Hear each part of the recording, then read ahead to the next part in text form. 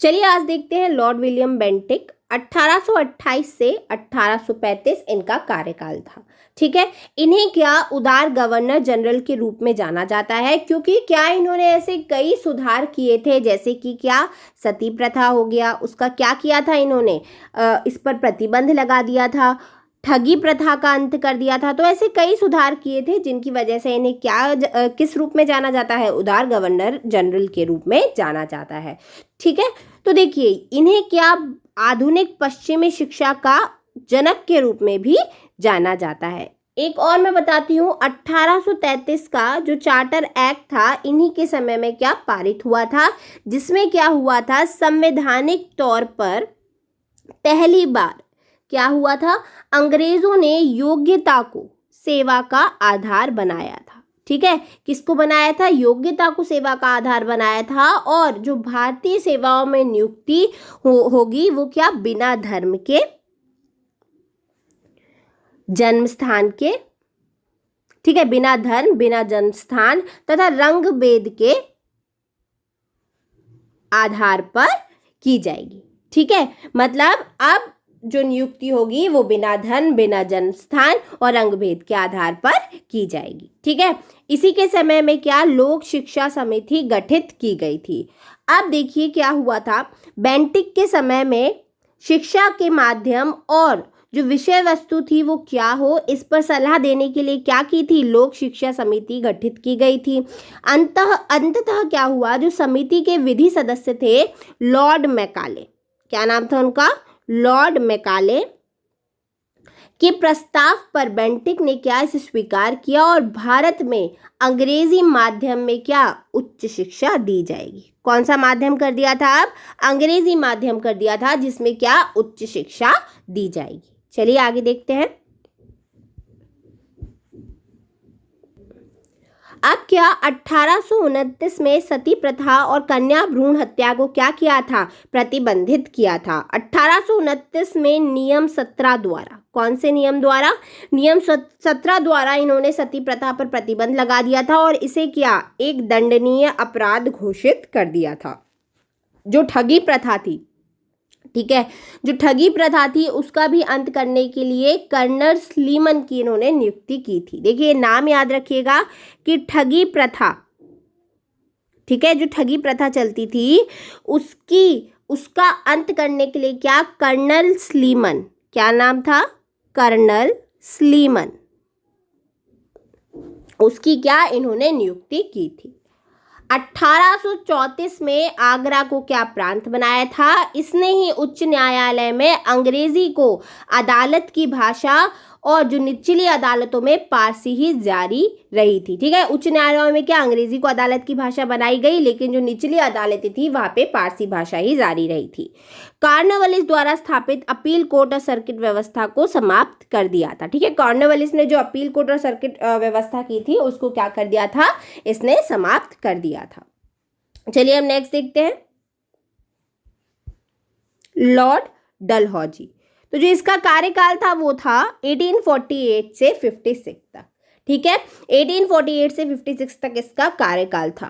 तो जो लॉर्ड डलहौजी है वो क्या सर्वाधिक चर्चित जो रहा था वो रहा था व्यवगत के सिद्धांत पर। ठीक है, ये व्यवगत का सिद्धांत बहुत ही ज्यादा इंपॉर्टेंट है। ठीक है, तो जो लॉर्ड डलहौजी था वो जिस कार्य के लिए सर्वाधिक चर्चित रहा था वो था व्यवगत का सिद्धांत या राज्य हड़पने की नीति। इसे और क्या कहा जाता है, राज्य हड़पने की नीति भी कहा जाता है, जिसके तहत क्या होता था, जो देशी शासक होते थे अगर दत्तक पुत्र गोद लेने का जो अधिकार था वो उनसे क्या छीन लिया था। अब मैं थोड़ा सा समझा देती हूँ व्यवगत का सिद्धांत। ठीक है, एक लाइन में तो मैंने आपको बता दिया कि इसके तहत क्या जो देशी शासक थे उनको दत्तक पुत्र की जो गोद लेने का अधिकार था वो इनसे छीन लिया गया था। तो देखिए क्या होता था, अगर किसी राजा का कोई पुत्र नहीं होता था तो वो क्या करते थे, किसी को गोद ले लेते थे। ठीक है, गोद लेने की प्रथा क्या थी, उस समय प्रचलित थी कि अगर जो राजा है उसका अगर पुत्र नहीं होगा तो जो उसके बाद जो उसका शासन देखा जाएगा वो किसका देखा जाएगा, जो गोद लिया गया पुत्र है वो देखेगा। ठीक है, क्योंकि उसका अपना कोई पुत्र नहीं था सगा। तो अब क्या किया इसने, व्यवगत का सिद्धांत अपनाया। इसके अनुसार क्या होता था कि जो ये देशी राजा थे, अगर उनका कोई पुत्र नहीं होगा तो वो किसी को गोद ले लेते थे। इसको क्या इन्होंने बंद कर दिया। और अगर ऐसा होता है कि किसी राजा का अगर सगा पुत्र नहीं है तो वो क्या किसी को गोद नहीं ले सकता, और जो उसका राज्य है वो क्या ब्रिटिश राज्य में मिला लिया जाएगा।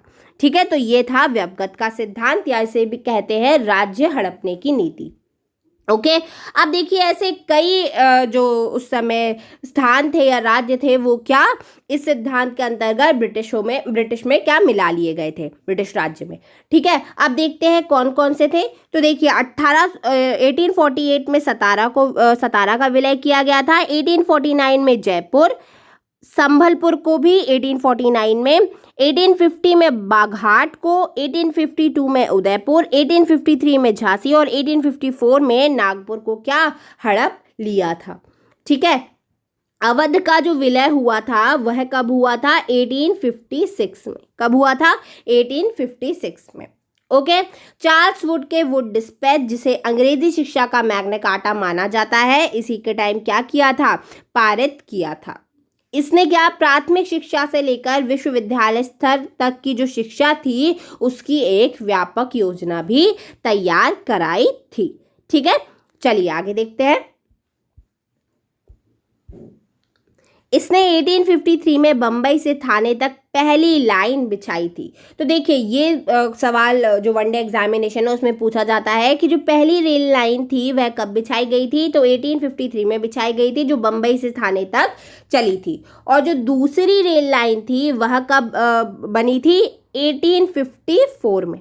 ठीक है, जो कलकत्ता से रानीगंज तक चलाई गई थी। चलिए अब नेक्स्ट देखते हैं। डाक एवं तार सेवा को अत्यधिक प्रोत्साहन दिया और तार लाइनें पहली बार कोलकाता से आगरा तक क्या बिछाई गई। और 1856 में हिंदू विवाह अधिनियम भी क्या हुआ था? पारित हुआ था इसी के काल में। चलिए देखते हैं। और 1854 में डाक कार्यालय अधिनियम पारित हुआ। डाक टिकटों का जो प्रचलन था वह पहली बार क्या हुआ था? शुरू हुआ था।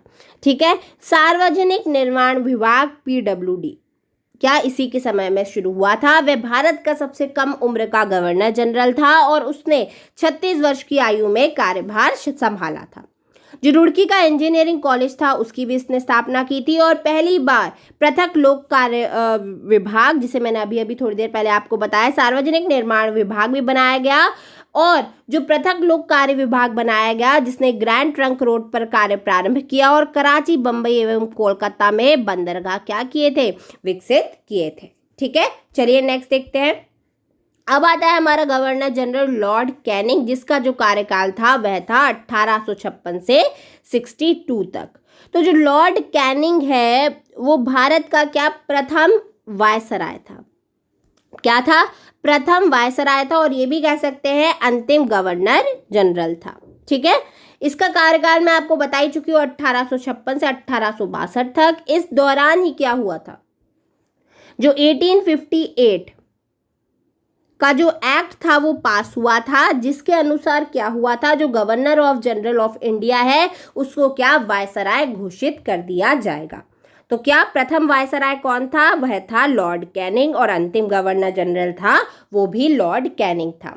अब जो 1857 का विद्रोह हुआ था वो भी इसी के काल में हुआ था। जो रानी विक्टोरिया की घोषणा और भारत परिषद अधिनियम 1858 को क्या पारित हुआ था? 1858 का अधिनियम मैं अभी आपको समझा ही चुकी हूँ। ठीक है, जो लॉर्ड डलहौजी द्वारा प्रारंभ व्यवगत का सिद्धांत था उसे क्या 1859 में वापस ले लिया था। व्यवगत का सिद्धांत अभी थोड़ी देर पहले ही मैंने आपको बताया। चलिए नेक्स्ट देखते हैं। कोलकाता, मुंबई, मद्रास में 1857 में विश्वविद्यालय की नींव रखी गई। और जो बंगाल नील विद्रोह हुआ था 1859 से 60 में जो हुआ था वो भी इसी के काल में हुआ था। जो बहादुर शाह थे उसको क्या रंगून भेज दिया गया था। और जो IPC और CRPC को अधिनियमित किया गया था।